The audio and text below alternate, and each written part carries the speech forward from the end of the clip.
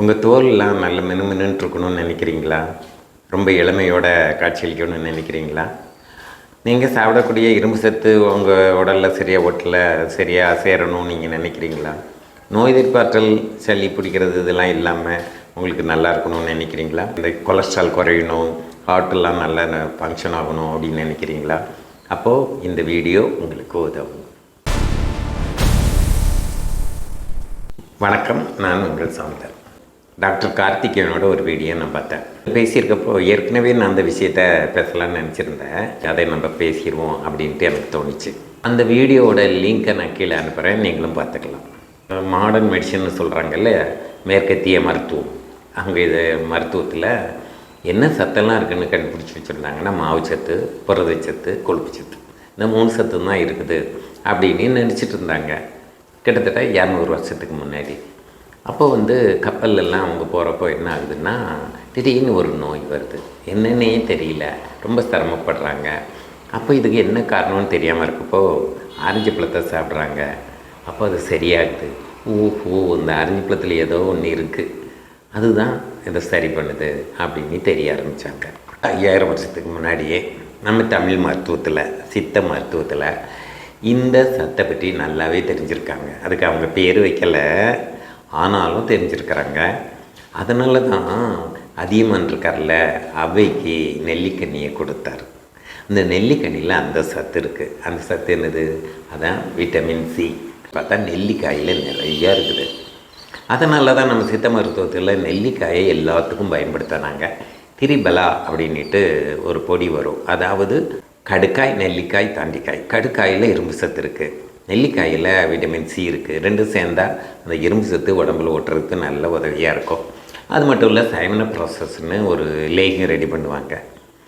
அந்த லேகியத்துலேயும் vitamin C தான் மிக முக்கியமான பொருளாக இருக்கும். விட்டமின் சின்னு பேர் வைக்காட்டி கூட அதில் உள்ள அந்த சத்தை பற்றி நம்ம தமிழ் மருத்துவத்தில் முன்னாடியே தெரிஞ்சிருக்கிறாங்க. நம்ம மக்கள்கிட்ட மிகப்பெரிய ஒரு பிரச்சனை இருக்குது. அந்த புளிப்புள்ள பழமெல்லாம் எடுத்தால் எனக்கு அல்சருங்க, ஒத்துக்காதுங்க அப்படின்ட்டு அந்த பழம் பக்கமே போக மாட்டாங்க.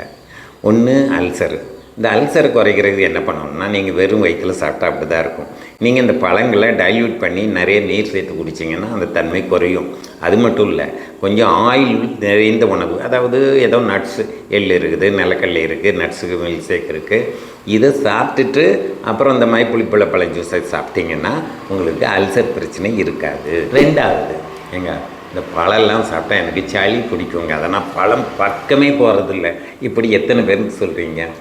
ஆனால் என்ன சொல்லட்டுமா, ஒரு பெருக்கு மரம் வச்சு வீடை பெருக்கிறீங்க, பெருக்கு மரத்தில் தூசு வருது, பெருக்கு மரத்துலேருந்து தூசு வருதுங்க, அதனால இனி பெருக்கக்கூடாது அப்படின்னு நீங்கள் சொல்லுவீங்களா? வீட்டில் உள்ள தூசு பெருக்கு மரத்தில் வருது. அதே மாதிரி புளிப்புள்ள பழம் சாப்பிட்டா உடம்புல இருக்க கழிவு சளியாக வருகிறது. உடம்புல நிறைய கழிவு இருக்குது, அது வெளியே வருது. அப்போது அந்த கழிவை வெளியே நீக்கணும். அப்போது உடம்புல இருக்க கழிவை நீங்கள் குறைச்சிட்டிங்கன்னா புளிப்புள்ள பழம் சாப்பிட்டாலும் சளி வராது. உங்களுக்கு ஆரஞ்சு பழம் சாப்பிட்டு சளி வரலைன்னா எந்த மழையில் நினைஞ்சால் கூட உங்களுக்கு சளி பிடிக்காதுங்க. அதனால் எனக்கு புளிப்புள்ள பழம் சாப்பிட்டா சளி பிடிக்கும்னு சொல்கிறதோ, எனக்கு இது அல்சர் ஒத்துக்காதுன்னு சொல்கிறதோ, இப்படி இந்த புளிப்புள்ள பழங்களை நீங்கள் ஒதுக்குனீங்கன்னா, புத்தம்புதிய காய்களையோ ஜூஸையோ நீங்கள் நிறுத்துனீங்கன்னா உங்களுக்கு விட்டமின் சி குறைபாடு வரும். அப்படிங்கிறத புரிஞ்சுட்டு இந்த குறைபாடு இல்லாமல் இருக்கிறதுக்கான வழியை பாருங்கள். இது ஒரு நாளைக்கு 90 mg வேணும் அப்படின்னு சொல்கிறாங்க குறைஞ்சபட்சம். ஆனால் ஜிம்முக்கு போகிறவங்கெல்லாம் விட்டமின் சி 500 mg கூட எடுக்கிறாங்க. ஒரு நாளைக்கு 2-3 நெல்லிக்காய் எடுத்தாலும் வந்துடும். நல்ல புதிய பழங்களை சாப்பிட்டுட்டு இருந்தாலும் விட்டமின் சி உங்களுக்கு கிடைச்சிரும். ஏதாவது குறைபாடு இருந்ததுன்னா நீங்கள் மருத்துவர்கிட்ட கேட்டு அந்த லிம்சிங்கிற மாத்திரை கூட எடுத்துக்கலாம் வேணும்னா. அதெல்லாம் நீங்கள் இயற்கையான பழம் ஜூஸில் எடுக்கிறது ரொம்ப ரொம்ப நன்மை பயக்கும். எப்படி விட்டமின் சியை நீங்கள் மறக்காதீங்க. உங்களுடைய புத்துணர்ச்சி, உங்களுடைய ஸ்கின்னில் உள்ள பளபளப்பு எல்லாமே சியில் தான் இருக்குது. உங்களுக்கு உயிரோட்டமாக இருக்கக்கூடிய இந்த விட்டமின் சி உங்கள் வாழ்க்கையில் தினசரி தேவை. இந்த விட்டமின் சி சத்தில் என்ன இருக்குது அப்படின்னு பார்த்தீங்கன்னா, நோய் எதிர்ப்பாற்றல் அதிகமாக இருக்குது, ஆன்டி ஆக்சிடென்ட் நிறைய இருக்குது. நோய்கள் வராமல் இருக்கணும்னா அந்த சத்து நிறைய எடுத்துக்கணும். இரும்பு சத்து இருக்குல்ல, இரும்பு சத்து உடம்புல ஒட்டணுன்னா அந்த விட்டமின் சி வேணும்.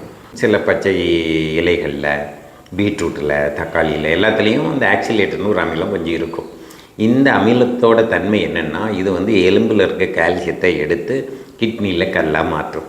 இந்த அமிலத்தை குறைக்கக்கூடிய தன்மை இந்த விட்டமின் சியில் உள்ள இந்த ஃப்ரூட்ஸுக்கு இருக்குது. இந்த விட்டமின் சி இருக்கு இல்லையா, காட்டிலே கூட கரைஞ்சிரும். அதாவது வெயில் வெப்பம் பட்டால் கூட அதோட சத்து குறைஞ்சிரும்.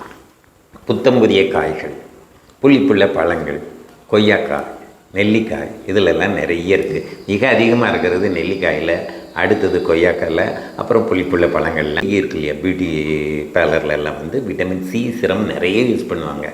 அந்த சியை எந்த அளவுக்கு முகத்தில் ஒரு பிரைட்னஸ் கொடுக்கணும், புத்துணர்ச்சி கொடுக்கணும்னா விட்டமின் சிங்கிறது நமக்கு ரொம்ப ரொம்ப ரொம்ப தேவை. எல்லாமே சமைச்ச உணவு தான் சாப்பிட்றோம். சமைச்ச உணவு, ஃப்ரிட்ஜில் வச்ச உணவுலலாம் விட்டமின் சி நிறைய அழிஞ்சு போகிறதுக்கு வாய்ப்பு இருக்குது. புத்தம் புதுசாக இருக்கணும். அல்லது நெல்லிக்காயை பொறுத்தவரையில் அது கொஞ்சம் காஞ்சிட்டா கூட அதில் அந்த விட்டமின் சி குறையாமல் இருக்கும். சிட்ரிக் ஃப்ரூட்ஸ்னு சொல்கிறோம்ல, சாத்துக்குடி, ஆரஞ்சு, திராட்சை, பைனாப்பிள், இளநீ, மாதுளை, தர்பூசணி, எல்லாத்துலேயும் விட்டமின் சி நிறைய இருக்கும். நேற்று சாப்பிட்டது இன்றைக்கி இருக்காது, நாளைக்காக இன்றைக்கி சாப்பிட முடியாது.